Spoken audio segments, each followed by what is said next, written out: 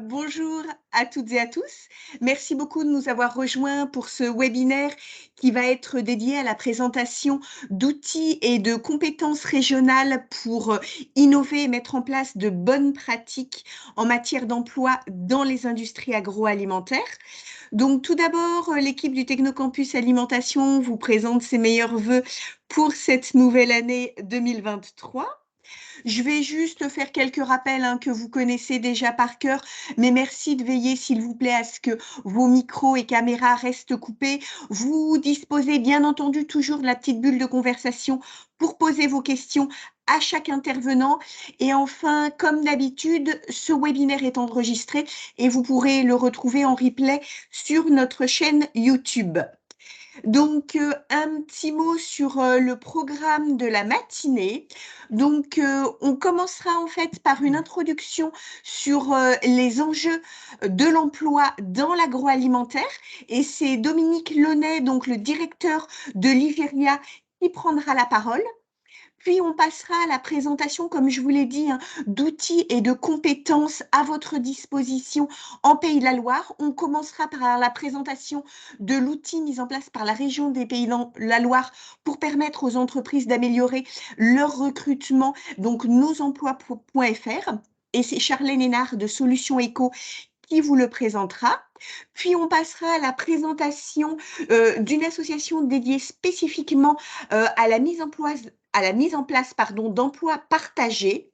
Et c'est sa directrice, Françoise Ami, qui nous illustrera en quoi c'est une solution pour l'avenir.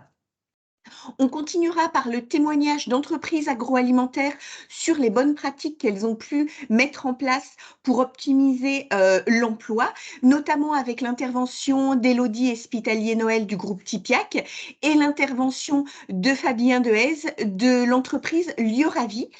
Et puis, en conclusion, Véronique Bossière du Technocampus Alimentation vous présentera une formation spécifiquement dédiée à l'engagement et à la fidélisation de vos salariés qui vous sera proposée prochainement. Voilà pour le programme de la matinée. Alors, je tenais tout de suite à remercier très vivement l'ensemble de nos intervenantes et intervenants pour nous faire le plaisir de témoigner ce matin. Juste en introduction, je me permets un petit mot sur le Technocampus Alimentation pour ceux qui ne le connaîtraient pas. Pour mémoire, le Technocampus Alimentation est un outil qui a été mis en place par la région des Pays de la Loire. Il fait partie d'un réseau de technocampus dédié à l'accompagnement des entreprises sur tout ce qui est projet de développement et d'innovation. Donc, on offre un certain nombre de services aux entreprises agroalimentaires. On a une mission de service public. On est là pour les orienter, les mettre en relation avec des partenaires, des prestataires, les accompagner dans la recherche de cofinancement public. On leur propose du conseil individuel pour tout ce qui est projet de développement d'innovation, de la formation. Véronique vous présentera un exemple concret à la fin de ce webinaire. Et enfin, tout un trend d'animation tout au long de l'année, que ce soit en mode distanciel ou présentiel, que vous pouvez retrouver en fait sur notre agenda, donc sur notre site internet. Voilà, je vais m'en arrêter là et tout de suite passer la parole à Dominique Launay, donc le directeur de l'IGERIA, pour nous parler de l'enjeu que représente en fait la problématique du recrutement et de l'emploi dans l'agroalimentaire. J'arrête ma présentation. Dominique, est-ce que tu veux que je partage ta présentation ou est-ce que tu le fais directement? Ah, tu as ton micro qui est coupé. Oui, oui, non, non, mais j'avais tout coupé. J'ai essayé, je pensais que c'était simple à partager, mais je réessaie, puis sinon je vais te laisser faire. D'accord, pas de souci, tu me diras.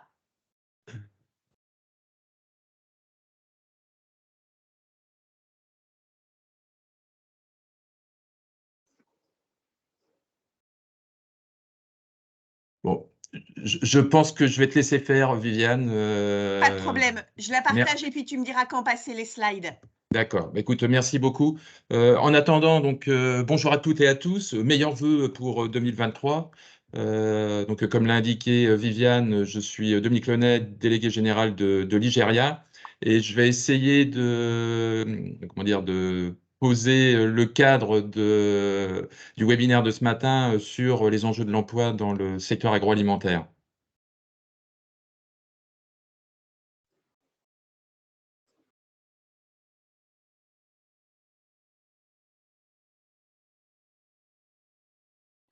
Viviane, tu... Oui, tu ne vois pas le PowerPoint? Excuse-moi, je le Non. partage. Ouais, bah, ouais, il faut peut-être... Est-ce que, Véronique, tu le vois, toi, le PowerPoint?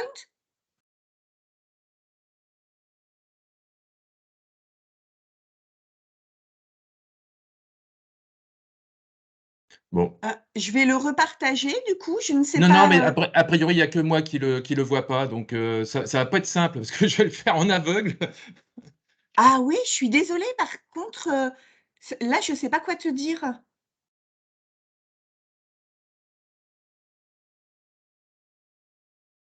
Sinon, si tu veux, tu l'ouvres sur ton bureau, Dominique, et puis Oui, je oui, le partage en parallèle. oui, on va faire comme ça. Bon, excusez-moi pour ces petits problèmes techniques. On le voit. Je pensais que ça allait fonctionner tout seul, mais ce n'est pas le cas. C'est normal, Donc, c'est la rentrée, ouais. faut que ça se remette en route. Donc, juste quelques chiffres que vous avez sans doute déjà en tête. Bah, l'agroalimentaire, c'est le premier secteur industriel en France. Ça représente 17 000 entreprises, majoritairement, très majoritairement des TPE et des PME, 200 milliards de chiffre d'affaires et 450 000 emplois directs, plus de 2 millions d'emplois induits. Donc, c'est vraiment un secteur très important pour l'économie française. C'est un secteur aussi majeur en Pays de la Loire puisque alors là, ça dépend aussi un peu des statistiques que l'on prend en compte. On a 775 établissements employeurs, un chiffre d'affaires de 13 milliards d'euros, et c'est plus de 50 000 salariés qui sont employés par la filière agroalimentaire, qui représente 25% de l'emploi industriel régional. Et on se place au deuxième rang national derrière la Bretagne au niveau effectif. Tu peux avancer, Viviane? Oui, c'est fait. Bon, bah super. Si on s'intéresse à la dynamique au niveau de l'emploi, l'agroalimentaire est aussi un des principaux recruteurs en France et en Pays de la Loire. Juste pour illustrer, donc près de 211 000 déclarations préalables à l'embauche entre juillet 2021 et juin 2022. Et c'est un secteur qui est créateur net d'emplois. J'ai cité quelques chiffres, plus de 6 000 emplois créés entre janvier 2020 et septembre 2021, pratiquement 2000 sur la même période entre 2018 et 2019. Ce qui est intéressant aussi, c'est de voir que pendant la crise de Covid en 2020, le secteur a créé 7 380 postes, alors qu'il y a eu plutôt de la destruction de postes dans le reste de l'industrie. C'est un secteur qui fait appel beaucoup aussi à l'alternance, puisqu'on a 42 000 apprentis qui ont été recrutés en 2022, et ça représente quasiment un contrat sur deux de l'industrie. Pour les Pays de la Loire, ça va être des données 2020, on avait enregistré 4 500 offres du côté de Pôle emploi, et au niveau des cadres, 384 pour la PEC. Si on s'intéresse à la problématique qui nous réunit ce matin, on assiste malheureusement à des difficultés de recrutement croissantes. Un chiffre pour illustrer ça, cette année, enfin, ou l'année dernière, il y avait de 30 à 40 000 emplois non pourvus au niveau national dans le secteur agroalimentaire. C'est un chiffre qui a été multiplié par 3 en l'espace de même pas 10 ans, puisqu'en 2013, c'était 10 000 postes qui n'étaient pas pourvus. Et ce qu'il faut avoir en tête, c'est que l'enjeu qui nous attend est colossal, puisqu'on va avoir à gérer le renouvellement de près d'un tiers des effectifs salariés de l'industrie agroalimentaire d'ici 2030. Et il y a plus de 70% des entreprises agroalimentaires qui témoignent de difficultés de recrutement. Lors de nos contacts avec les entreprises, c'est vraiment l'enjeu qui est cité en premier, même devant les difficultés liées à la flambée des coûts d'énergie ou la difficulté de trouver de la matière première. Alors là aussi, je ne vais pas vous apprendre forcément grand-chose. Les principaux métiers en tension, bah, ça reste les opérateurs de production, avec un taux de tension de 70%. Toutes les entreprises sont à la recherche aussi de conducteurs de machines et de lignes de production. C'est le septième poste le plus recherché en Pays de la Loire. Il y a également comment dire, de grosses difficultés à trouver des techniciens de maintenance industriels. mais les difficultés s'étendent au management intermédiaire, chef d'équipe, et même sur les postes les plus qualifiés, ce qui n'était pas le cas il y a quelques temps. Et puis, les formations rencontrent, elles aussi, de grosses difficultés de sourcing et de recrutement. Alors, ça a des impacts très directs pour les entreprises. On s'aperçoit qu'il y a de plus en plus de concurrence entre elles pour attirer et retenir les talents. Ça génère de la désorganisation, forcément, voire de la démotivation pour les salariés en place qui doivent compenser ces manques, avec un impact très, très concret en termes de baisse de productivité. Dans certains cas, on va même jusqu'à l'arrêt de lignes de production et donc à la perte de marché. Donc c'est vraiment un enjeu colossal pour les entreprises agroalimentaires. Alors là, c'est pareil, sur les causes de la désaffection de ces métiers de l'agroalimentaire, il n'y a pas forcément de scoop, je pense que vous avez bien ça en tête. Il n'y a pas de, comment dire, d'ordre de priorité, c'est un petit peu en vrac. On peut citer l'attractivité de la filière et de ses métiers. Donc le secteur agroalimentaire souffre d'un déficit de visibilité et lorsqu'il a une image, elle est très souvent négative. Alors c'est basé sur des a priori, mais qui sont tenaces, liés aux conditions de travail, au niveau de rémunération, le contexte aussi de food bashing avec des émissions de télé pratiquement tous les soirs, dénonçant le secteur agroalimentaire. Les entreprises doivent travailler sur leur marque employeur, doivent jouer aussi la transparence en ouvrant, en faisant visiter leur usine. Elles travaillent sur l'automatisation, les horaires pour réduire la pénibilité et puis aussi, lorsqu'elles en ont la possibilité, sur la revalorisation salariale. Il y a une autre difficulté qui est liée à la disponibilité de la main-d'œuvre. Je cite un taux de chômage de 3,5% qu'on rencontre dans certains bassins d'emploi. Je pensais notamment dans le bocage vendéen. Donc, il faut faire preuve d'imagination et d'innovation dans ces modes de recrutement. Deux extrêmes que je peux citer, mais il y en a plein d'autres et je crois qu'il y aura des témoignages là-dessus. C'est investir les réseaux sociaux et puis, d'un autre côté, revenir à des choses beaucoup plus traditionnelles. Et il y a une entreprise régionale qui fait, par exemple, de la distribution de flyers dans les boîtes aux lettres. Et ça marche pas mal parce que il y a, comment, la notion de proximité est très importante dans ces questions de recrutement. Une autre difficulté rencontrée, c'est le problème d'adéquation entre les besoins des entreprises et les formations, les compétences des candidats. Donc ça passe là aussi par des actions en termes d'intégration, de formation. De plus en plus d'entreprises agroalimentaires mettent en place des CQP. Il faut aussi investir dans les compétences de demain. Autre souci rencontré, c'est celui de la mobilité, sachant que la plupart des entreprises agroalimentaires sont situées en zone rurale et que les gens en recherche d'emploi sont plutôt en zone urbaine. Je cite là aussi quelques exemples d'une entreprise qui a créé un poste de référent logement, une autre, et c'est pas la seule d'ailleurs, qui a mis en place des navettes pour le transport de ses salariés, des entreprises qui font des campagnes locales d'affichage. Voilà, et il y a plein d'autres exemples possibles à citer. Et puis, un autre élément qu'on peut mettre en avant, c'est l'effet Covid, avec comme corollaire de plus en plus pour les futurs candidats la recherche de sens, de valeur à travers leur emploi. Donc, il faut, face à cela, avoir une communication positive sur la mission, les valeurs centrales de la filière. Les entreprises agroalimentaires ont un rôle quand même essentiel qui est de nourrir les Français tous les jours avec des produits de qualité et très sûrs. Il faut, enfin les entreprises le font aussi bien sûr, s'adapter aux transformations sociétales, en particulier en mettant en place des démarches RSE, en intégrant la transition écologique, énergétique et j'en passe. Donc c'est juste quelques exemples, mais ça pourrait être complété par les témoignages qui viendront.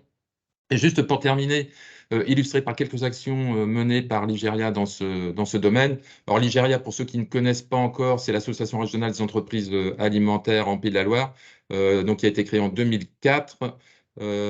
C'est 115 adhérents en 2022 qui représentent plus de 2 tiers des effectifs des entreprises agroalimentaires régionales, sachant que parmi nos adhérents, on a des startups, mais aussi des grands groupes. Je ne détaille pas plus. On a 4 missions principales qui sont de représenter et défendre les intérêts de la filière auprès des pouvoirs publics, de fédérer, mettre en réseau nos membres, et ça passe en particulier par l'animation de commissions et groupes de travail thématiques. On offre aussi un espace de réflexion et d'échange sur les questions de stratégie et de prospective à travers la Fabrica Stratégie. Et puis, on accompagne individuellement et collectivement les entreprises dans leur évolution et leur développement.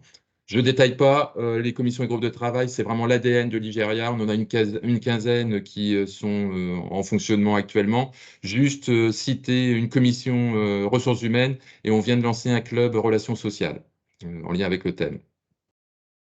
Sur nos actions collectives prioritaires, donc, il y en a une qu'on a lancée dès 2009 sur l'attractivité des métiers. Malheureusement, la tâche est toujours devant nous. Donc, Nigeria est présente sur des salons, des forums de l'emploi et de l'orientation. Je cite juste pour mémoire un événement important mis en place par la région sur mars, tous les vendredis et samedis dans les 5 préfectures de la région. Il y aura le Big Bang de l'emploi. Donc, je vous incite à vous mobiliser par rapport à cet événement. On mène aussi des opérations auprès de demandeurs d'emploi, de prescripteurs. On anime un réseau d'ambassadeurs des métiers de la filière agroalimentaire. Et on est de plus en plus impliqué dans des actions nationales avec nos collègues des autres associations régionales. On va organiser la 3e semaine nationale de l'emploi agroalimentaire avec Pôle emploi, l'APEC, la PECITA, au CAPIAT du 13 au 17 novembre 2023. On a lancé aussi une web série qui s'appelle Je viens bosser dans l'agroalimentaire, qui est relayée par une chaîne YouTube du même nom. Je vous ai mis dans le support une présentation donc, de cette web série et une illustration toute récente avec comment dire, une vidéo qui s'est déroulée chez l'Amicaline, qui vient de sortir. On participe aussi à une enquête de rémunération. On est impliqué dans le campus des métiers et qualifications de la filière alimentaire de demain. Et puis on collabore avec l'IFRIA Ouest, en particulier sur le programme AgroAvenir.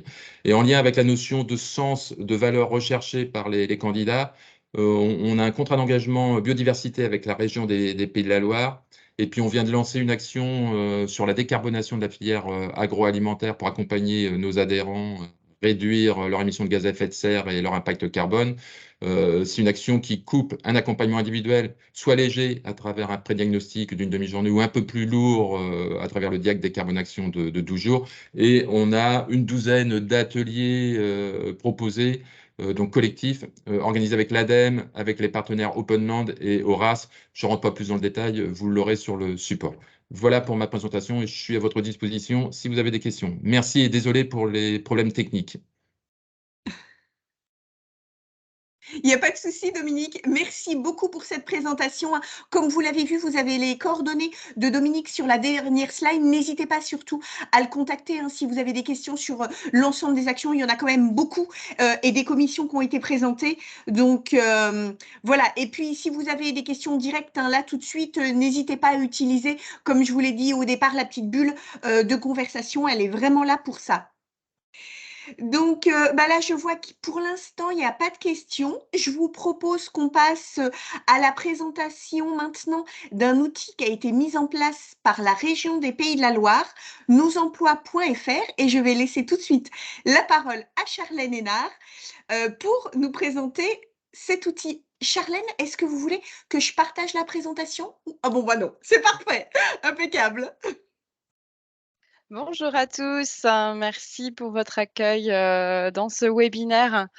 En effet, moi, je vais vous présenter l'outil mis en ligne par la région l'an dernier déjà, en juin 2022, pour répondre voilà, aux soucis de recrutement et aux recherches accrues de candidats pour donner un outil gratuit aux entreprises. La région a mis en place une plateforme, un job board en fait, une plateforme d'agrégation d'offres d'emploi sur l'ensemble de la région des Pays de la Loire, donc des 5 départements. Et cette plateforme, donc derrière, c'est un prestataire qui s'appelle Clever Connect. Ils sont qui ont développé Météo Job notamment, vous devez sûrement connaître. Donc on utilise un outil assez performant, qui est 100% gratuit pour les candidats comme pour les recruteurs, avec un certain nombre de services que je vais vous présenter, les services plutôt côté recruteur. On pourra éventuellement parler du côté candidat si ça vous intéresse, mais je vais essayer de faire rapide aussi. pour vous présenter tout cela. Donc en quelques chiffres, la plateforme Nos Emplois, je vous dis depuis juin 2022, donc elle a à peine 1 an. On a déjà, 16 500 candidats, inscrits, aujourd'hui sur, la plateforme. Seulement 57 sont visibles en CVTech par les recruteurs. C'est-à-dire que l'autre partie des candidats, restent, on va dire anonymes, et vont être là pour plutôt postuler aux offres, mais ne pourront pas être contactés. Donc, la CVTech qui nous donne quand même près de 10 000 candidats disponibles pour les chasser, les sourcer. Et du coup, cette CVTech qui est entièrement gratuite, contrairement aux autres job boards qui proposent des abonnements. Ensuite, nous avons aussi un bel engouement donc des recruteurs, puisqu'on est à bientôt 2 000 recruteurs inscrits sur la plateforme. Donc vraiment, il y a de tout type d'entreprises, hein, toute taille, start-up, de la start-up à la grande entreprise. Tout le monde est bienvenu et justement, je faisais le point, sur les entreprises de l'agroalimentaire. Vous n'êtes que 80 recruteurs, sur l'agroalimentaire, donc ça demande, effectivement, une représentativité, croissante, cette année en 2023. L'engagement qui pourrait se faire, c'est qu'on aille aussi, vous contacter et c'est pour ça qu'on est invité aussi au webinaire. C'est pour vous présenter cet outil qui est vraiment, efficace et on a déjà de bons retours.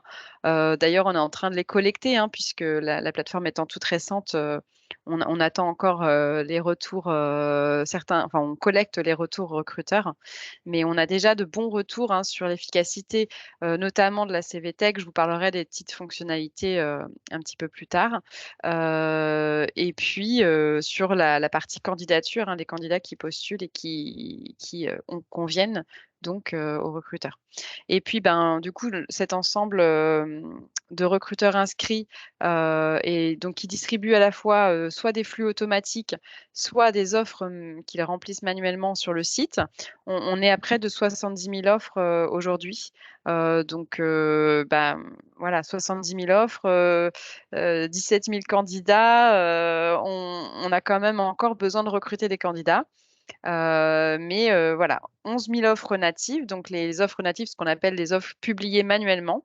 Donc on est assez fiers aussi, c'est un travail de longue haleine avec l'équipe de Nos Emplois pour, aller, chercher des entreprises qui ont besoin qui, sont en recrutement et qui souhaitent, utiliser des outils, bah, gratuits parce qu'elles n'ont pas forcément les moyens de s'équiper de logiciels de multidiffusion, d'offres d'emploi ou d'ATS, d'outils RH, connectés. Donc, ça, c'est cette solution qui leur est proposée par la région. Donc pour rentrer alors attendez, hop, je me remets sur ma slide.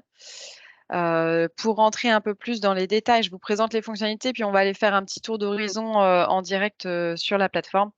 Donc ce qu'on vous propose en fait avec la plateforme, c'est bien sûr de valoriser votre marque employeur à travers, une page entreprise, que je vais vous présenter tout de suite. Hop. Une page entreprise, donc là j'ai pris l'exemple de Sodebo, qui va permettre de présenter votre marque employeur avec un bandeau, un logo et puis, un certain nombre de rubriques. Donc pour présenter, l'activité de l'entreprise et puis aussi sa représentativité, hein, sur les Pays de la Loire. Donc là je vois que Sodebo, a filtré quelques offres, en dehors des Pays de la Loire, mais ça doit être des petites erreurs techniques puisqu'ils nous distribuent, leurs offres automatiquement. Donc ça permet de localiser, hein, les offres. Donc là, je vois que c'est sur un seul site, hein. Ensuite, on peut aussi présenter, les métiers avec des vidéos, hein, c'est plutôt bienvenu, vidéo ou images. On a aussi un module de candidature spontanée et puis, les avantages de l'entreprise. C'est un petit site, carrière, hein, pour les entreprises qui ne seraient pas équipées ou qui auraient, besoin de cette visibilité. Bien sûr avec les liens vers les réseaux sociaux et le site internet. Donc cette page entreprise, c'est vraiment l'entrée en matière, pour le candidat pour préparer sa candidature. Cette page entreprise, il va la voir à travers bien sûr les offres, hein, le candidat rentre toujours par l'offre d'emploi et va trouver sur l'offre, le lien vers, la page entreprise, qui va l'aider à se décider si oui ou non, c'est la culture d'entreprise lui plaît. C'est aujourd'hui, comme le disait tout à l'heure le précédent intervenant, effectivement, c'est la marque employeur qui aujourd'hui peut faire la différence pour motiver les candidats à postuler aux offres d'emploi. Si je reviens sur mon petit PDF, la deuxième partie, en fait, c'est la publication d'offres illimitées. Donc, c'est vraiment important de se dire qu'aujourd'hui, il n'y a pas de restriction. La région propose cet outil entièrement et gratuitement pour publier autant d'offres que vous le souhaitez. Donc, comme je disais tout à l'heure, publication manuelle pour ceux qui auraient moins de 10 à 20 offres par mois, éventuellement, c'est encore gérable. Par contre, pour ceux qui ont plus de 20 offres par mois, là, il est possible aussi d'étudier la connexion de votre outil de gestion des recrutements. 28 jours de publication, c'est classique. Possibilité de prolonger la publication de l'offre, ça c'est une fonctionnalité plutôt classique et on a aussi la proposition de multidiffuser vos offres. À partir du moment où elles sont publiées en ligne, on les multidiffuse sur le site Pôle emploi, APEC, AGFIP, Talent et Jobble. Ça, c'est très important. Est-ce que vous voyez mon écran? Oui? Ouais. Oui, très bien. Oui, Pas oui, de d'accord. problème.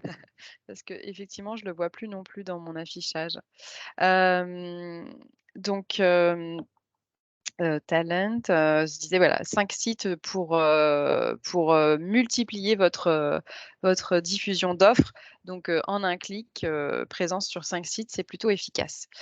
La multidiffusion et puis bien sûr, aller vers les candidats, ce qui est quand même aujourd'hui une action qui va être à prioriser par les recruteurs qui vont pouvoir se le permettre. Là, c'est un outil qui vous permet d'aller chercher les candidats. On va faire une petite démonstration pour que ce soit plus concret pour vous. Je vais me connecter. Donc, j'étais sur la page Sodebo. Leurs offres, en fait, vous accédez à la CVTech en fait, à partir d'une offre, par exemple. Vous allez chercher à partir d'une offre dans la CVTech. Donc, je clique sur un bouton rechercher dans le vivier et là, vous allez voir un ensemble de résultats de candidats qui sont disponibles. Donc, moi, je vais augmenter le taux de matching, c'est-à-dire qu'en fait, l'intelligence artificielle va aller étudier ce qui est présenté dans l'offre et les compétences du candidat et va créer un matching. Alors, il y a les compétences, mais il y a aussi les notions de poste souhaité, de lieu habité, par exemple, de lieu d'habitation, d'expérience, et puis tous les critères qui sont dans vos offres sont comparés au profil des candidats. Donc là, on a par exemple 3 candidats qui pourraient convenir. On voit bien le taux de matching. En cliquant sur le candidat, je vais pouvoir voir qu'est-ce qui match avec mon offre. Donc bien sûr, l'expérience, les compétences. On a une croix quand le candidat n'a pas la compétence. Et puis, quand il a la compétence, on a une coche bleue. Les diplômes, et ensuite, vous voyez qu'en fin de compte, ce qui convient, c'est l'expérience, une compétence, un niveau de diplôme et bien sûr la recherche de contrat en CDI que la personne souhaite. Vous pouvez comme ça naviguer hein, entre sur les différents profils candidats pour aller voir un petit peu leur expérience. Si je descends, on arrive tout de suite sur leur CV. Donc là, on voit bien qu'il a de l'expérience. Il a mis en plus les petits logos qui vont bien. Ça, c'est intéressant aussi d'aller consulter le CV directement. Là, on a un candidat qui est resté un petit peu plus anonyme. Il a mis un profil, un CV un petit peu plus basique. Donc, vous allez pouvoir accéder à toutes les informations qu'ils ont complétées également dans leur profil, directement dans leur profil Nos emplois. Parce que là, c'est le CV et en dessous, vous voyez le profil du candidat qu'il a pu compléter. Donc, on voit bien ici le matching avec deux compétences, par exemple. Donc là, c'est un exemple, hein, on peut en trouver d'autres. Donc, c'est vrai qu'à partir de l'espace d'accueil du compte recruteur, on a accès tout de suite au profil qui nous intéresse. Donc, nouveau profil sur nos recherches ou alors trouver un profil à partir d'une offre. C'est exactement, c'est ça l'efficacité de ce site, hein, c'est la rapidité en fait de connexion avec les potentiels candidats de la CVTech. Donc pareil pour les recherches de stage, hein, il va aller chercher des candidats qui cherchent un stage ou qui ont tel ou tel niveau d'études. Donc Voilà pour la petite démonstration.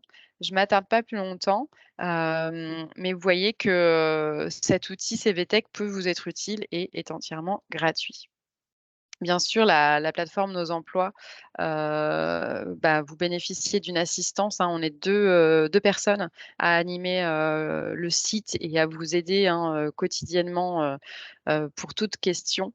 Donc, si vous avez besoin d'informations là, suite à ma présentation, vous pouvez contacter entreprise au pluriel @nosemplois.fr et vous bénéficiez aussi d'une assistance technique, hein, pour l'aide, tout ce qui est aide à l'inscription ou aide à la construction de la page, recruteur. Vous avez, un numéro de téléphone et puis, bien sûr un mail administrateur qui va pouvoir, vous aider en direct, sur vos besoins. Et puis on anime un petit peu la communauté de recruteurs, hein. Une fois que vous avez créé votre compte recruteur, on vous invite, assez régulièrement, au moins une fois dans l'année du moins, ou 2 fois dans l'année, pour des webinaires, thématiques autour d'une fonctionnalité. Donc ça, c'est des choses qu'on met en place aussi puisque l'activité est toute récente, et on est encore en train d'acquérir, la communauté de recruteurs. Mais voilà, c'est des choses qu'on met en place. Donc je vous invite, à tester, hein, pour ceux qui n'y sont pas encore, qui ne sont pas encore sur Nos emplois, d'aller vous inscrire à inscription rapide, en trois phases, hein. Vous renseignez les informations de votre entreprise, vous renseignez l'information de l'utilisateur et puis ensuite vous accédez, au tableau de bord que je vous ai montré un petit peu plus tôt. Et puis, moi je suis l'administratrice, donc il y a quand même un petit temps de validation où on vérifie les coordonnées si tout est OK. Et voilà, dans la journée, vous pouvez, poster une offre d'emploi, assez rapidement. Voilà pour la présentation. Je laisse un petit temps de questions, si vous le souhaitez. Ouais, merci beaucoup en tout cas, Charlène, pour cette présentation. Et puis, je pense que c'était vraiment très intéressant de vous la proposer, sachant que, comme Charlène l'a précisé, c'est un outil qui est quand même récent, qui est gratuit, qui est mis en place par la région, donc qui est vraiment à votre disposition. Et je pense qu'on l'a vu en introduction avec l'intervention de Dominique, qui sera vraiment important pour la filière agroalimentaire, donc important à connaître. S'il y a des questions qui arrivent, de toute façon, on vous les relaiera, Charlène, du coup. Et puis, on va embrayer sur, la présentation suivante. Donc, on est ravis d'accueillir Françoise Ami, qui est la directrice de l'association Cenotis et qui va nous présenter, le fonctionnement de l'association et ce qui est proposé en matière d'emploi partagé. Viviane, je Oui, propose que je vous partage. diffusiez. Ça Vous marche. diffusiez. Ça a bien fonctionné quand on a fait Pas de l'essai. souci. On va continuer comme ça. Je le fais tout de suite.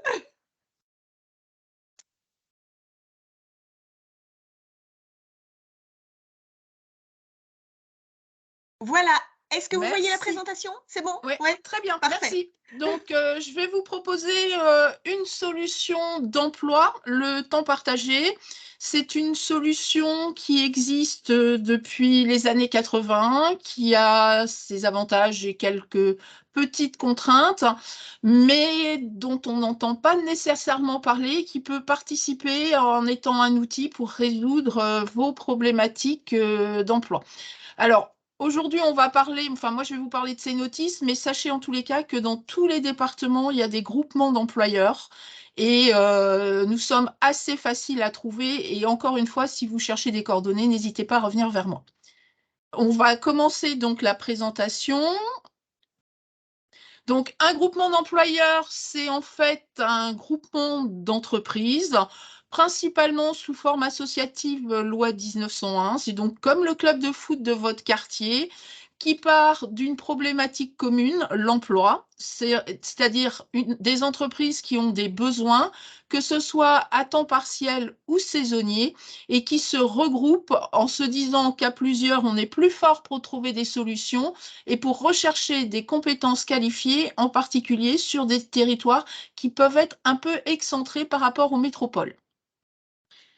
Donc, on vous a mis sur le groupement d'employeurs Cenotis un peu quelques chiffres pour vous donner des exemples. Aujourd'hui, on est une cinquantaine d'entreprises ou associations Pour pouvoir bénéficier des prestations qu'on assure, il faut être adhérente et on a tout type d'entreprises, des PME, des franchises, des entreprises appartenant à des groupes. En fait, quel que soit le statut de la structure, elle vient y trouver une solution à ces problématiques d'emploi. Donc, on vous a mis quelques exemples. Sur la partie gauche de la slide, c'est plutôt des industries qui travaillent en conception. Au milieu, donc l'IGEPAC que certains d'entre vous peuvent connaître. En fait, l'IGEPAC est représenté par Sylvie Moison, qui est la présidente de Cenotis.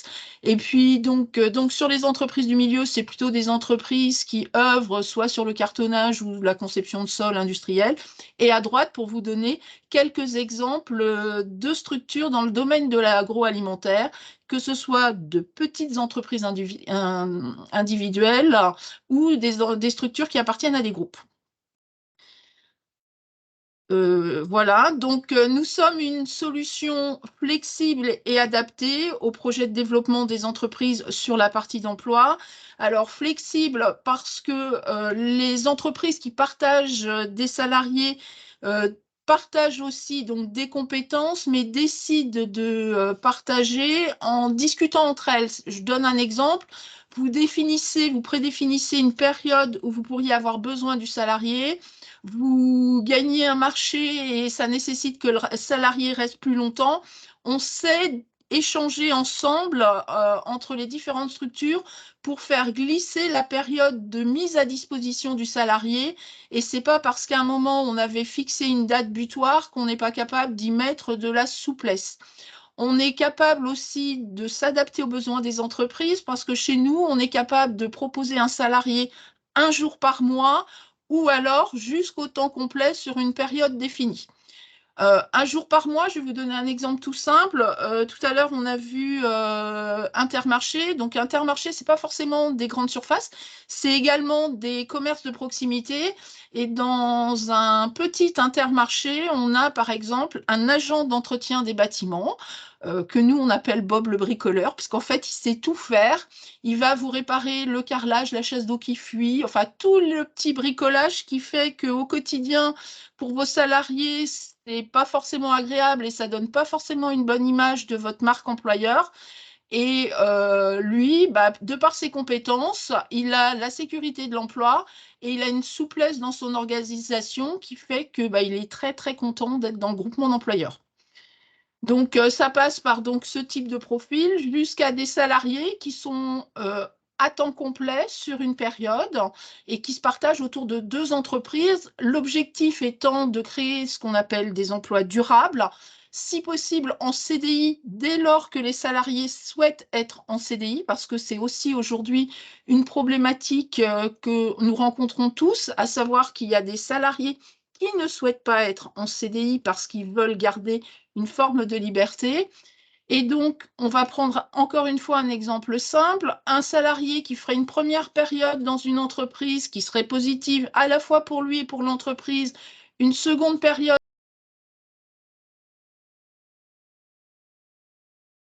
Ah, Françoise, on ne vous entend plus? Est-ce que c'est revenu? Ah oui, c'est revenu, merci beaucoup.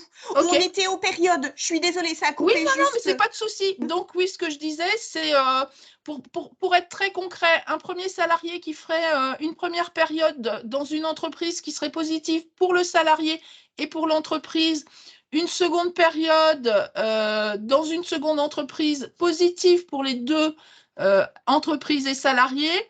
Si on arrive à faire un maillage tout au long de l'année, nous, on embauche le salarié puisque nous sommes l'employeur du salarié et nous le détachons dans les entreprises. Ces expériences peuvent être très longues, et quand on dit durable, très très longues, puisque nous existons bientôt depuis 25 ans, et notre plus ancienne salariée qui est arrivée en 2000 dans le groupement d'employeurs est toujours dans les mêmes entreprises depuis 17 ans. Elle se partage sur 2 entreprises sur des fonctions support. On fait à la fois de la fonction support, mais également de la production. Donc, l'objectif du groupement d'employeurs, c'est d'assurer des recrutements fiables et qualifiés On s'appuie sur les outils dont on a pu parler précédemment, nos emplois, mais on est aussi très ancré sur le territoire. On participe à beaucoup d'animations de façon à avoir des recrutements fiables et qualifiés. Alors, ces recrutements, on ne les fait pas tout seul. C'est-à-dire qu'à partir du moment où on présélectionne un candidat, on le présente à l'entreprise de façon à ce que le binôme fonctionne. Aujourd'hui, le groupement d'employeurs, c'est, pour vous donner un ordre d'idée, 45 salariés à temps partagé, sachant qu'un salarié peut avoir une entreprise par jour, ça représente beaucoup de petits morceaux d'emploi. Et donc, chez nous, il y a vraiment de la diversité puisque 20% des salariés ont moins de 30 ans. Mais l'année dernière, nous avons embauché quelqu'un de 62 ans à qui manquait des trimestres et cette année, des personnes de plus de 60 ans. En fait, on parle, nous, en termes de compétences et pas forcément d'âge parce que on sait aujourd'hui que sur les territoires, il est compliqué de trouver du personnel qualifié.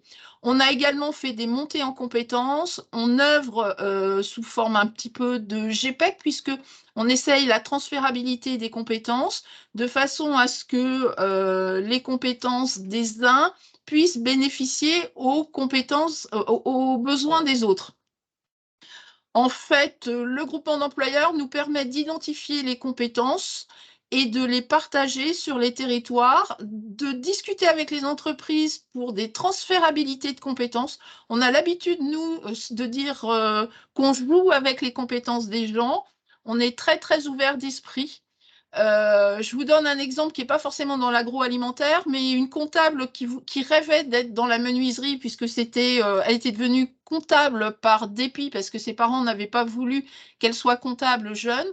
Et en œuvrant avec l'entreprise, on est parti au départ, après un parcours de formation, à lui proposer plutôt de la finition parce que c'était de la minutie. Et puis en plus, c'était une fille dans un monde d'hommes. Donc les filles, dans les stéréotypes, sont plus douées pour la finition. Et petit à petit, elle a fait sa place. Et aujourd'hui, elle est vraiment reconnue par tout le monde pour les compétences et la vision autre qu'elle apporte à l'entreprise. Donc, on cherche vraiment à travailler sur le partage sur les territoires au plus près afin d'éviter les problématiques de mobilité. On vous a également proposé ici quelques exemples de diversité de postes qu'on peut avoir. Ça passe par exemple par un animateur responsable qualité, sécurité, hygiène, environnement, par des agents de production où on est plutôt là sur de la saisonnalité dans l'emploi, par un assistant RH, un assistant comptable. On a donc le bricoleur, on a plein de métiers. Un petit point d'histoire, donc nous, par exemple, on a 25 ans d'expérience, mais les groupements d'employeurs existent depuis les années 80, initiés par le monde de l'agriculture. Et puis, c'est dans tous les domaines, vous en avez forcément près de chez vous. Nous, on œuvre dans le commerce, services, industrie, associations et collectivités. Les collectivités, par exemple, en ce moment, on a une aide bibliothécaire. Donc, vous voyez, on peut tout imaginer en termes d'emploi. Il faut venir questionner les groupements d'employeurs de manière générale et on saura vous dire si on sait faire, si on ne sait pas faire et comment on peut imaginer ensemble la suite du parcours. Viviane, voilà. Donc, vous avez également nos coordonnées. Si vous n'arriviez pas à trouver un groupement d'employeurs près de chez vous, on se ferait un plaisir de vous aider à trouver les compétences nécessaires. Je ne sais pas si j'ai réussi à tenir le timing, si je n'ai pas été trop longue, Ah Viviane. non, c'est parfait. Un immense merci Françoise parce que De c'était rien. vraiment très clair et très pertinent. Je pense qu'en plus, voilà, les illustrations pour l'agroalimentaire paraissent vraiment hyper intéressantes et directes. Donc, comme vous l'a dit Françoise, hein, là, on a souhaité vous présenter un exemple sartois, mais il existe évidemment le même type de groupement d'employeurs, sûrement à proximité sur vos territoires. Et puis, pour les Sartois, n'hésitez pas à contacter Françoise, donc la directrice de Cénotites, en Merci, direct. Hein, vous Viviane. aurez toutes les coordonnées sur le PowerPoint. Bon, en tout cas, un grand merci, c'était vraiment très intéressant. Merci, Viviane. Et du coup, je vais laisser la parole à Véronique qui va reprendre la main pour les témoignages des entreprises. Oui, Merci à tous. Alors voilà, pour poursuivre la dynamique de ce matin, on a voulu illustrer les propos par des témoignages terrain, donc témoignages d'entreprise. Donc je remercie Elodie. Alors je veux bien la slide Viviane, s'il te plaît. Et puis je vais inviter Elodie et puis Espitalier Noël de Tipiac et puis Fabien Dehez de Lauriavie à se connecter. Parce qu'ils nous ont ils ont accepté d'intervenir ce matin pour faire un retour d'expérience, effectivement, et partager leur expérience sur la problématique du recrutement. Bon, on a bien vu que c'est le secteur agroalimentaire qui est concerné, mais pas que. Maintenant, c'est vraiment tous les secteurs d'activité qui sont concernés. Et donc, voilà, je vais voir avec c'est Fabien et puis Elodie qui vont moi, je vais leur poser la question de savoir comment vous gérez vos recrutements. Est-ce que vous avez mis en place de nouvelles méthodologies? Parce qu'on voit bien que le monde bouge, ça change. Est-ce qu'effectivement, il faut s'adapter aux nouvelles personnes pour bien les recruter?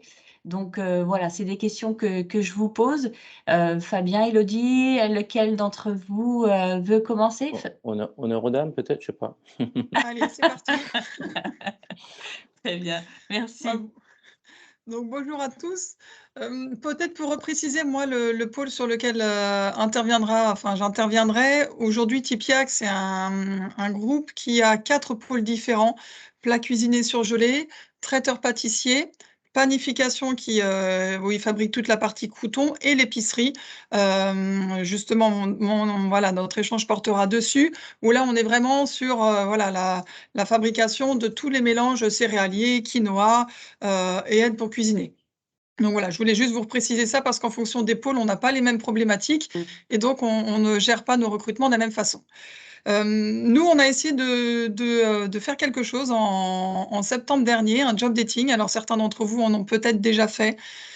L'objectif de ce job dating qu'on a fait en septembre, on l'avait fait puisque Dominique Launay l'a précisé un peu au début de l'intervention, la difficulté de l'attractivité justement des entreprises agroalimentaires. Et c'est vrai qu'on avait très régulièrement le retour d'agences intérim ou de cabinets qui nous disaient que dès qu'ils parlaient du poste et indiquaient que ce poste était à pourvoir pour une industrie en agroalimentaire, il y avait toujours des réserves en disant mais non, c'est travailler dans le froid, dans l'humidité. Et on s'était dit qu'au final, faire venir les gens sur site pour qu'ils puissent découvrir l'environnement de travail, c'était peut-être une bonne opportunité, d'autant plus que certains candidats qu'on a pu recruter sur de la conduite de ligne et sur de la maintenance nous ont dit: «Mais au final, c'est pas du tout ce qu'on imaginait». Donc le job dating avait vraiment pour objectif aussi de se dire: «On fait venir les gens sur site pour qu'ils voient vraiment leurs potentielles conditions de travail» et pour casser peut-être un petit peu cette idée reçue parfois, que peuvent avoir les industries, agroalimentaires. Du coup, on a été accompagnés, dans cette démarche-là par le Pôle emploi, à qui on a diffusé les annonces et qui ont été chargés de nous transmettre des candidatures. Et puis en parallèle, on a bien évidemment diffusé, une annonce sur notre site et on a fait toute une opération de communication avec notamment des encarts dans Ouest France. On a également, diffusé des affiches, alors peut-être que certains d'entre vous ont pu les voir, hein, sur les bus.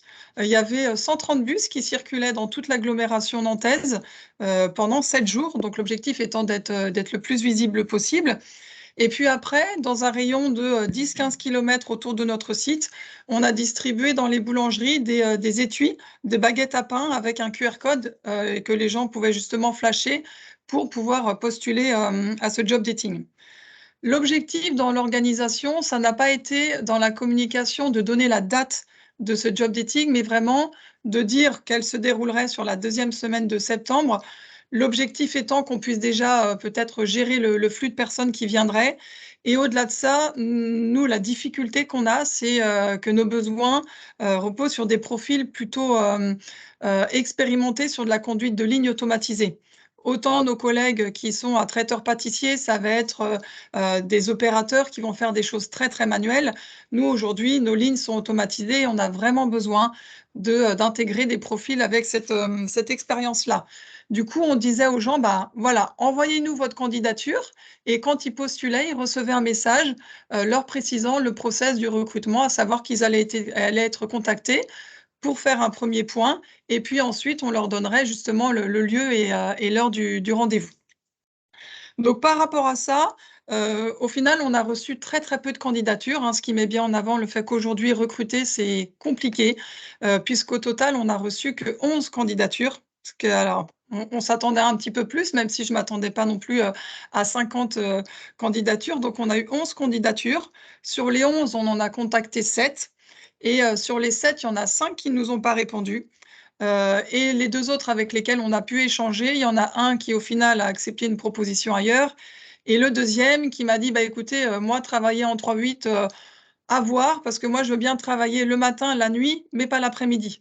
Donc on retrouve aussi un certain niveau d'exigence, peut-être que vous rencontrez vous aussi dans vos recrutements, aujourd'hui, à savoir que, les candidats ont tellement de possibilités, et d'opportunités qu'ils sont amenés à mettre des exigences auxquelles nous, on peut absolument pas répondre.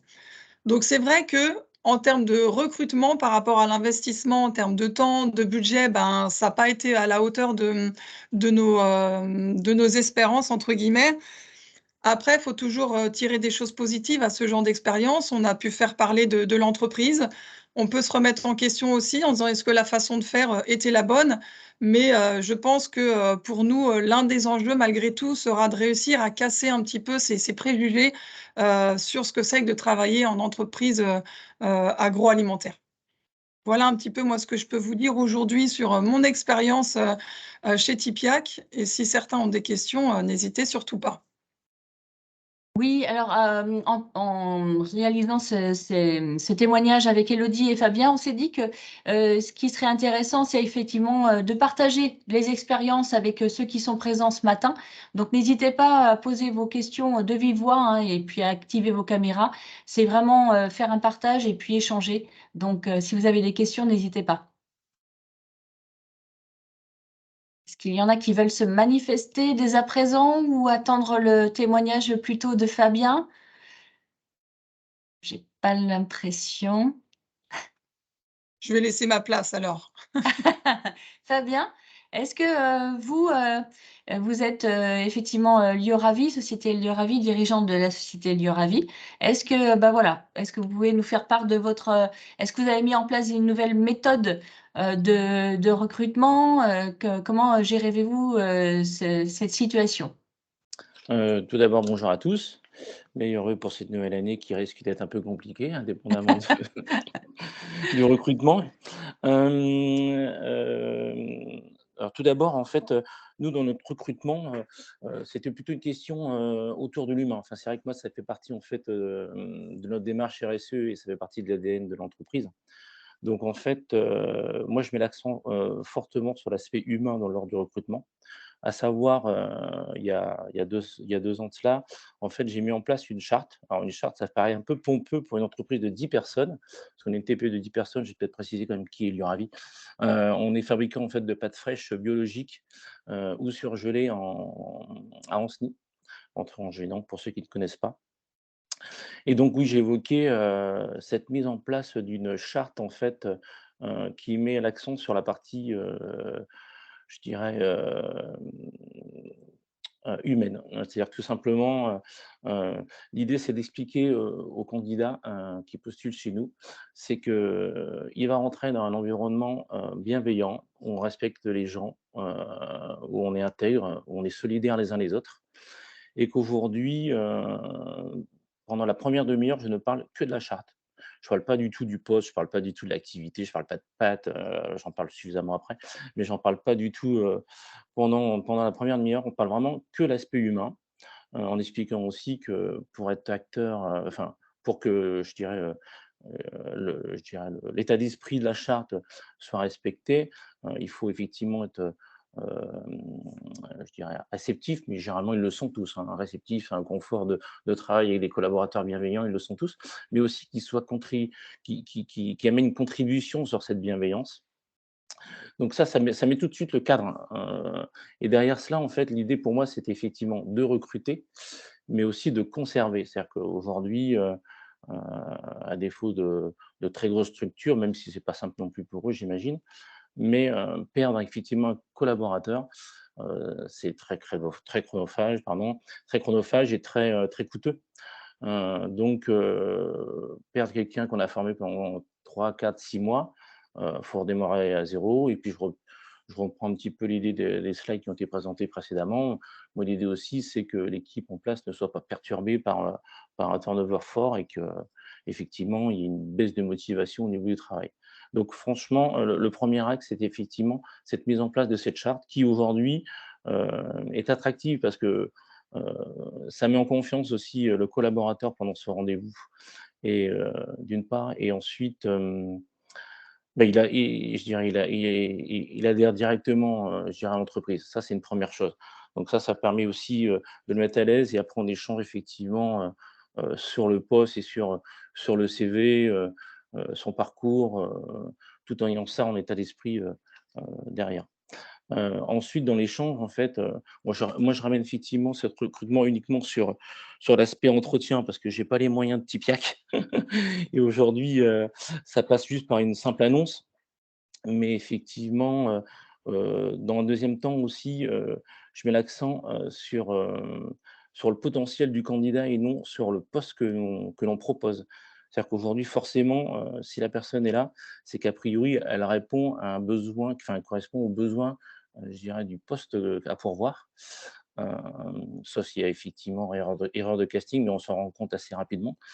Et donc du coup, ensuite, je mets effectivement l'accent sur le potentiel que peut avoir le candidat, par rapport, aux besoins de l'entreprise. Donc, forcément je dirais sur les tâches, qui incombent au poste, mais aussi sur le potentiel au travers du parcours du candidat, de la candidate, sur ce qui peut être amené, à faire grandir l'Uravi, hein. Je rappelle une TPE de 10 personnes, donc, on est aussi riche, des apports de chacun. Donc ça aussi, ça met aussi, je dirais une responsabilité, puis aussi, une identité à cette entreprise. C'est-à-dire quelque part, le candidat a bien compris qu'il allait, je dirais, être partie prenante sur le développement de l'entreprise. Donc quelque part, ça le ça le rassure et en même temps, ça le responsabilise et ça le met en valeur, même avant même d'être entré dans l'entreprise. Donc je pense qu'il y a des choses importantes. Donc effectivement, on a bien compris, tout l'attrait en fait du poste, elle est autour de l'humain et peu sur le poste à pourvoir autrement dit, quoi.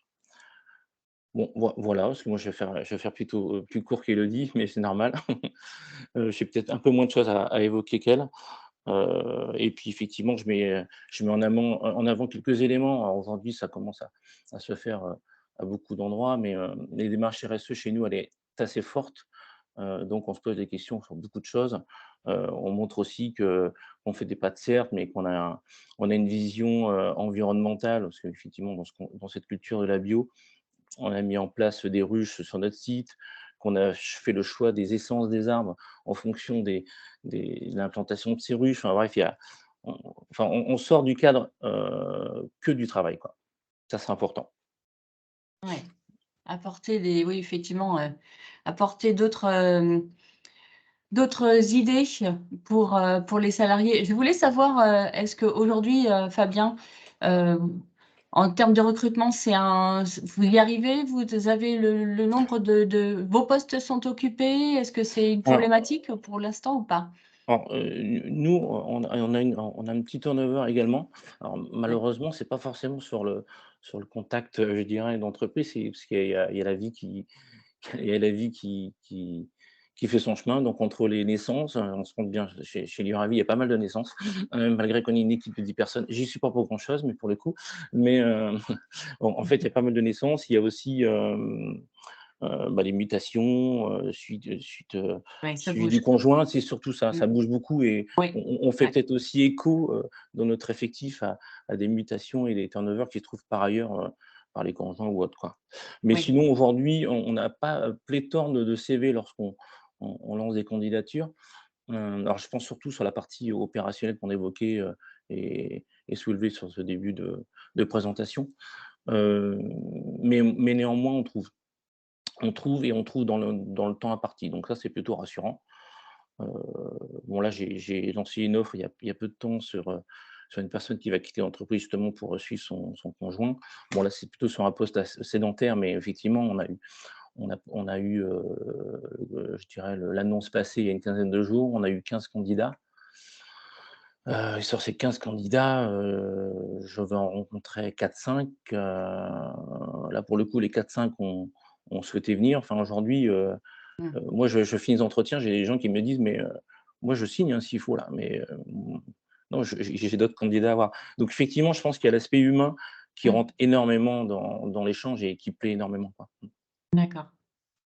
Élodie, j'avais une question. On a bien compris que vous étiez sur plusieurs sites.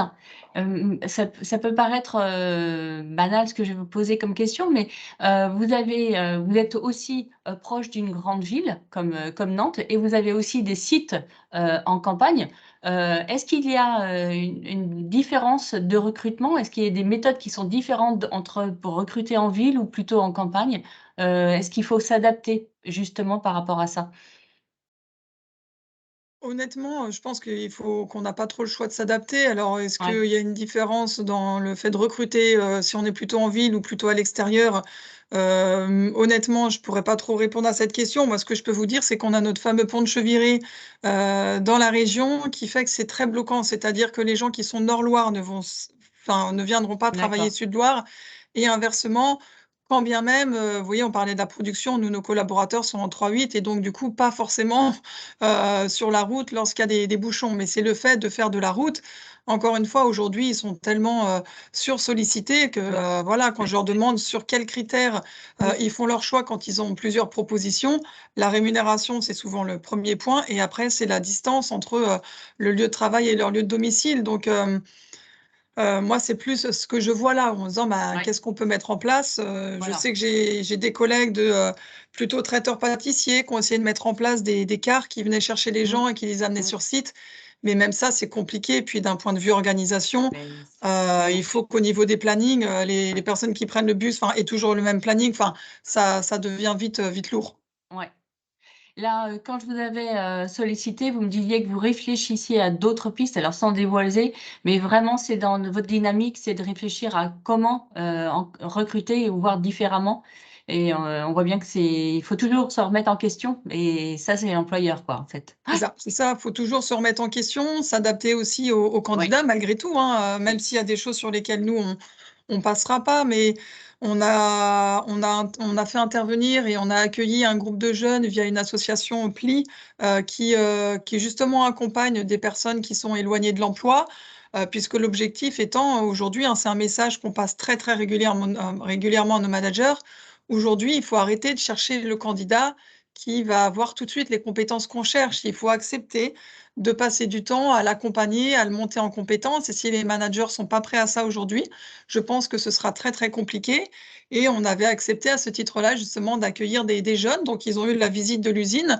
Alors certains, voilà, venaient plutôt du Nord Loire, donc ça a pas abouti, mais ça n'empêche qu'il faut continuer jour après jour Mmh, à innover, à essayer de se démarquer, mmh. et à prendre en compte un petit peu malgré tout les exigences des candidats, même si, par rapport à ça, je mettrais beaucoup de réserves aussi malgré tout et de nuances, Oui. dans le sens où nous, voilà, je sais que certains, en termes de rémunération, bah, voilà, demandent énormément. Bah, nous, Mmh. voilà, il y a des choses où on sera pas prêt à qu'on sera pas prêt à accepter pour pas justement éviter voilà, de mettre le bazar, en interne donc mais on est obligé malgré tout de s'adapter, ça c'est clair. Complètement. Ouais, Mmh. ouais, effectivement. On a vu tout à l'heure effectivement que, il y a quelques années, ça touchait plutôt le monde de la production, hein, on va dire conducteur de ligne, maintenance et autres. Aujourd'hui, ça touche également, les salariés qualifiés. Mmh C'est mh. vraiment le cas également pour vous, et c'est compliqué aussi de recruter à ce niveau-là? Oui, oui, D'accord. c'est difficile surtout sur tout Tout, type hein. de poste, hein, les fonctions Tout à commerciales, marketing, ouais. dans les bureaux R&D, qualité, enfin, oui, aujourd'hui, il y a pas un emploi où on se dit: «Ah bah, celui-là au moins il va être facile». Non, non, ils sont tous compliqués et ça voilà, on passe beaucoup plus de temps dans le recrutement donc Ouais. mais après ça a un côté intéressant, ça nous challenge aussi dans nos pratiques et dans la façon dont on peut communiquer aussi sur l'entreprise donc Oui, voilà, c'est compliqué mais je trouve que c'est un beau challenge qu'il y a devant nous aussi. d'accord. Est-ce que certains veulent réagir ou rajouter des éléments? Est-ce que vous avez des expériences que vous avez mis en place?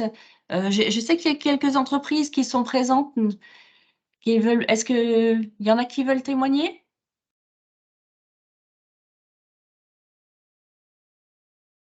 Oui, activez vos caméras. J'essaye de faire. Bon, bah écoutez, pas de réaction? OK.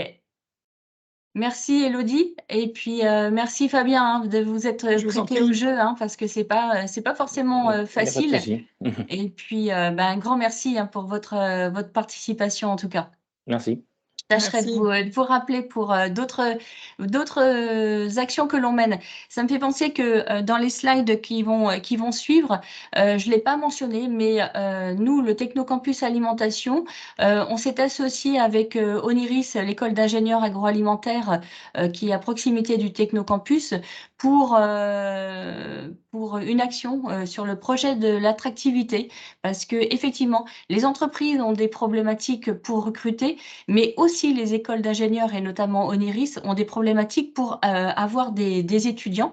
Donc, si bien qu'on s'est dit on va engager une action commune pour ce qui va servir à l'école servira aussi aux entreprises parce que c'est les futurs salariés des entreprises. Donc, on a travaillé avec un cabinet conseil qui est le 109 Conseil, Loïc de Beru, sur ce projet-là.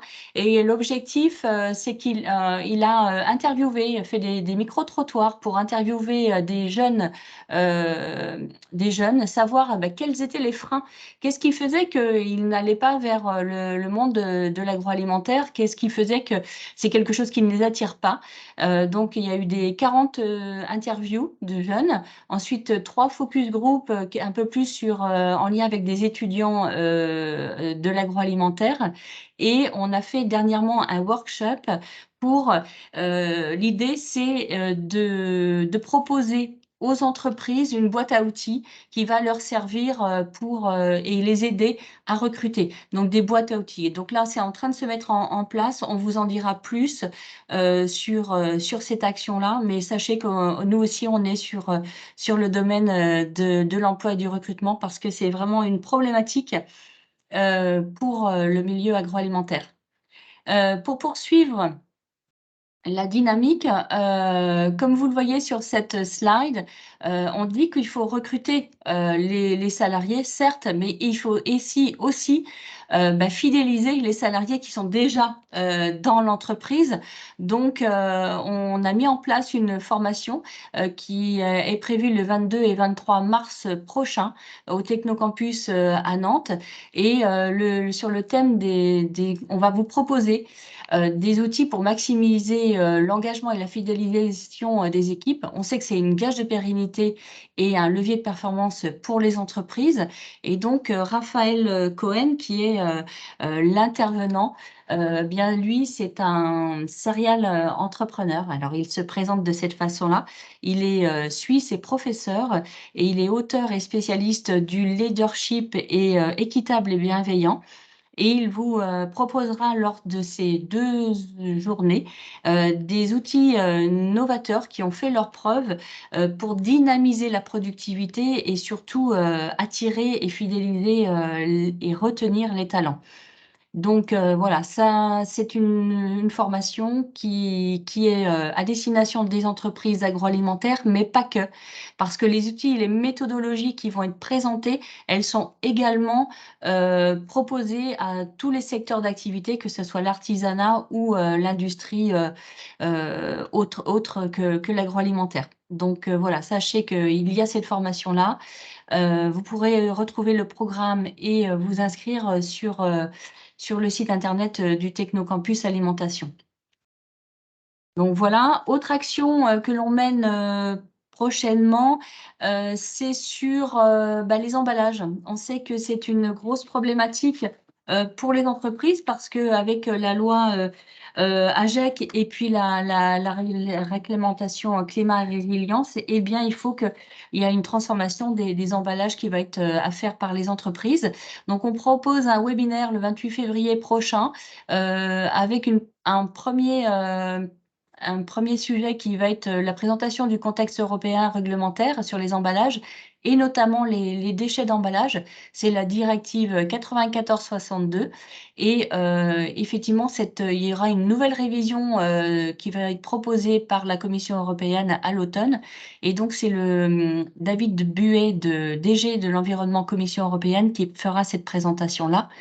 Et également, lors de ce webinaire, eh bien, Sylvie Moison, directrice de l'IGEPAC, bien, présentera les conséquences qu'il va y avoir sur vos emballages, parce qu'effectivement, c'est une perpétuelle évolution de la réglementation environnementale, mais ça a également des conséquences sur vos emballages. Donc ça, notez que c'est le 28 février prochain de 10h à 12h et en webinaire. Ensuite, autre action que l'on mène également, Seafood Tour. C'est une nouvelle action que le Technocampus Alimentation a mis en place. L'objectif, c'est qu'effectivement, on s'est associé avec l'école de design Nantes Atlantique parce qu'on a fait 2 constats. Le premier constat, c'était qu'un produit qui existe à l'étranger peut être une innovation en France. Et le deuxième constat, c'est que effectivement, les entreprises n'ont pas forcément le temps, voire les moyens humains ou financiers pour faire de la veille. Donc, on s'est associé avec l'école de design pour profiter de la mobilité des étudiants qui partent à l'étranger dans le cadre de leur cursus. Et à l'issue de leur séjour, eh bien, ils nous font des rapports d'étonnement. Donc, il y a 20 étudiants qui sont à l'étranger actuellement. Ils font chacun un rapport d'étonnement sur un produit, soit sur une distribution ou une pépite qu'ils ont vue dans leur pays. Et ces rapports d'étonnement seront restitués lors d'une journée qui est le 1er mars prochain et ça se déroulera à l'hôtel de région à Nantes.